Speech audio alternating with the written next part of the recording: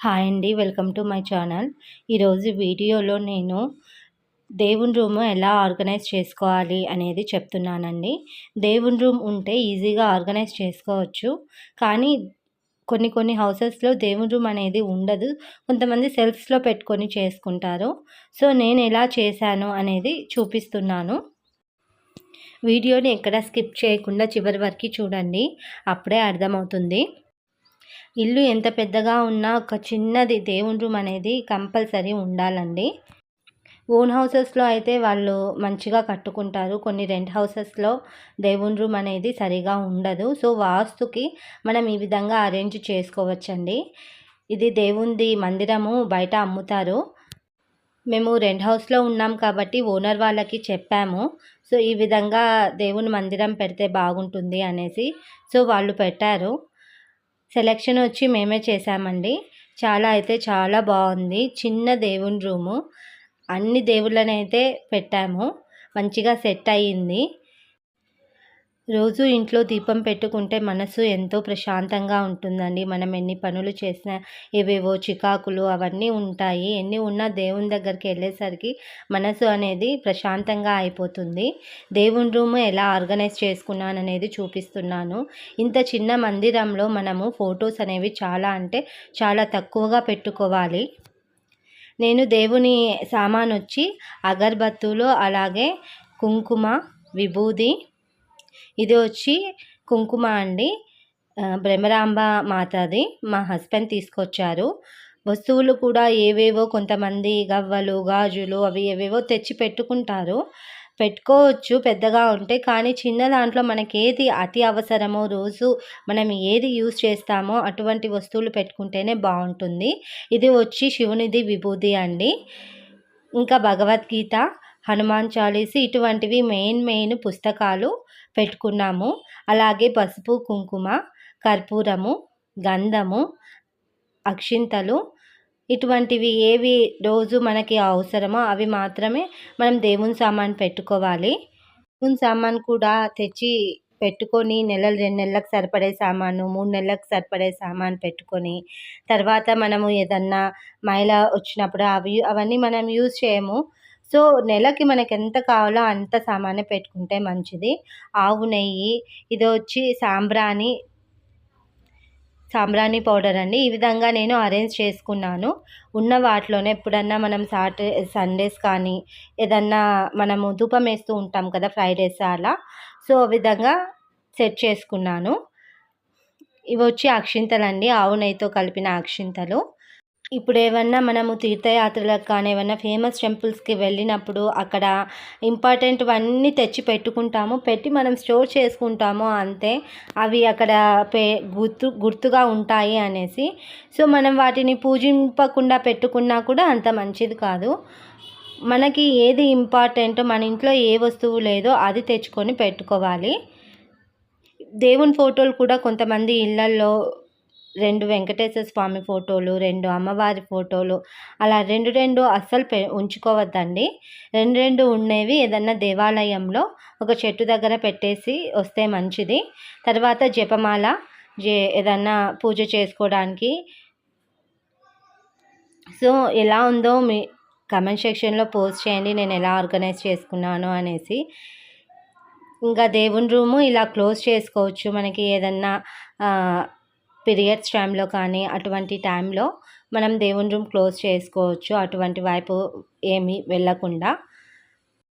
ఇక నేను దేవునిది మంచిగా కళగా కనిపించాలని ఇలా ఓము, స్వస్తిక్, త్రిశూలము ఇవన్నీ వేశాను. సింపుల్గా అయినా పెట్టుకోవచ్చు. చూడండి ఎంత అందంగా ఆ డోర్లలో నుంచి దీపము వెలుగు ఎంత చక్కగా కనిపిస్తుందో. ఇలా చిన్నది మనము ఎంతో అందంగా ఆర్గనైజ్ చేసుకోవచ్చండి. అలాగే హారతి ఇవ్వడానికి హారతి పళ్ళెము, అలాగే గంట. దేవుని దగ్గర సామాను కూడా ఎంత సింపుల్గా ఆర్గనైజ్ చేశాను చూడండి. ఇప్పుడు నేను వేశాను కదా, అవి వచ్చి దేవుని రూమ్లో మామూలుగా నేను వంట రూమ్లో వేశాను కదా, అటువంటివే దేవుని రూమ్లో కూడా వేశాను. తూచుకుంటే సరిపోతుంది. సింపుల్‌గా 2 దీపాలు, అలాగే నైవేద్యానికి ఒక గిన్నె, శంఖం అవి పెట్టుకోవడానికి ఒకటి ఇత్తడిది, ఊదిబత్తులు పెట్టుకోవడానికి ఊదిబత్తులది, అలాగే ఒక ప్లేట్ పెట్టానండి. ఆ బూడిదంతా పడడానికి. ఈ చెంబు, అష్టలక్ష్మిది చిన్న చెంబు, ఆవు ఇవన్నీ మాకు గిఫ్ట్‌గా ఇచ్చారు. ఏది కూడా మేము ఏ సామాను కూడా ఎక్స్‌ట్రాగా ఏవి తెచ్చుకోలేదండి. మళ్ళీ ఏవన్నా పూజలు కానీ అవి చేసుకోవడానికి మీరు ఎలా చేస్తారు? ఇప్పుడు ఇక్కడ 2 ప్రమిదలే ఉన్నాయి కదా! అంటే ఇంకొకవి స్పేర్‌గా చిన్నవి ఇటువంటివే 2 తెచ్చాను. అవి ఏవన్నా వ్రతాలు చేసేటప్పుడు కానీ, వరలక్ష్మి వ్రతం కానీ, వినాయకుని పూజ కానీ అటువంటివి అక్కడ పెడతాము. దీపం అనేది మట్టి ప్రమిదలో పెట్టుకున్నా కూడా ఏమీ కాదండి. మన మనసు అనేది మంచిగా ఉంటే చాలు. కొంతమంది ఇక డిగ్నిటీ కోసమని వెండివి, ఇత్తడివి పెద్ద పెద్దవి అవి తెచ్చి పెట్టుకుంటాము. తర్వాత వాటిని బాగా తోముకొని అవి తెల్లగా కనిపించాలి. అవి యూజ్ చేయకపోతే నల్లగా అయిపోతాయి. ఆ మూలన పడేసి అదొక పెద్ద పని. సో, ఇట్లా సింపుల్‌గా పెట్టుకుంటే చాలా మనము క్లీన్ చేసుకోవడానికి కూడా ఈ దేవుని సామాను క్లీన్ చేసుకోవడానికి దేవుని మందిరము, ఈ కింద అంతా ఏవన్నా పూజలు, వ్రతాలు చేసుకోవచ్చండి.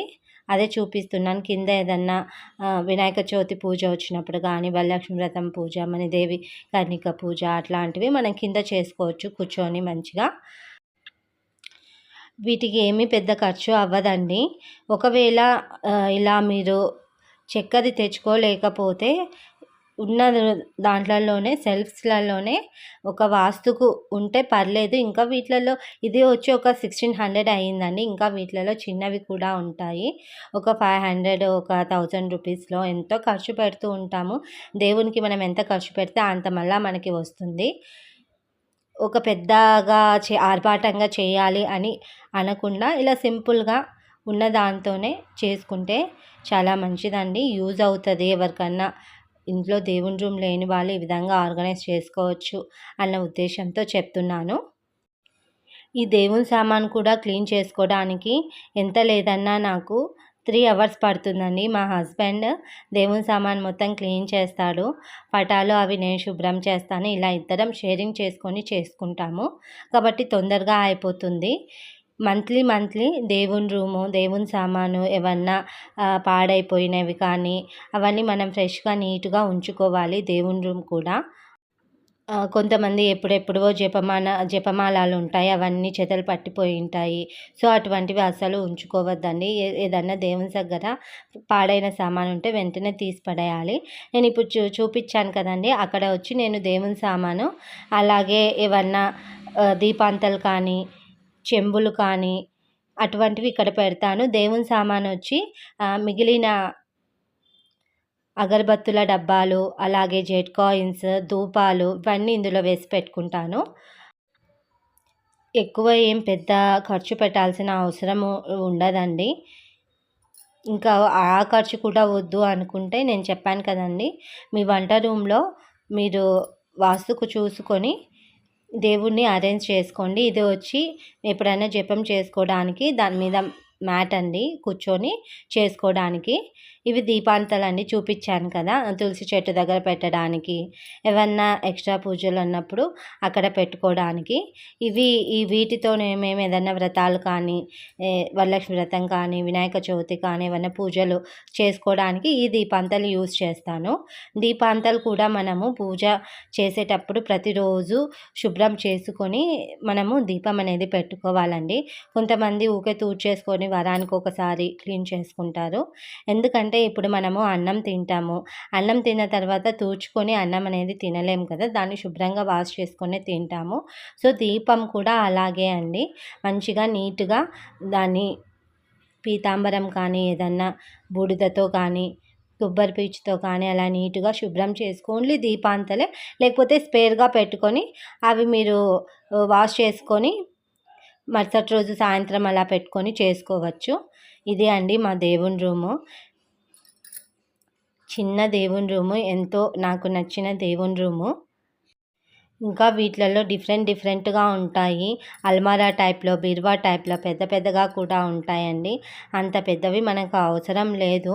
రెంటిల్లయినా లేకపోతే ఓన్ హౌస్ అయినా చెప్తున్నాను. మెయిన్‌గా వంట రూమ్ అయినా, దేవుని రూమ్ అయినా, ఏ రూమ్ అయినా అండి, హాల్ కానీ బెడ్రూమ్ కానీ మనము వస్తువులను ఎంత తక్కువగా ఆర్గనైజ్ చేసుకుంటే ఇల్లు కానీ అంత అందంగా కనిపిస్తుంది. ఏ రూమ్ అయినా సరే, వంట రూమ్ అయినా, కిచెన్ రూమ్ అయినా అన్ని వస్తువులతో నింపి పెట్టేస్తే అదంతా మెస్సీగా అయిపోతుంది. మనకు అసలు అర్థం అవ్వదు.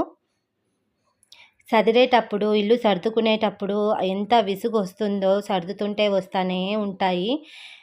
సో, ప్రతి నెల ఏదైనా వేస్ట్ కానీ అవన్నీ మనము తీసేసి పడేసుకుంటే ఇల్లు అనేది నీట్‌గా ఉంటది. పురుగులు అవి రావండి. మిగిలిన దేవుళ్ళవి మేమిక్కడ పెట్టుకున్నాము.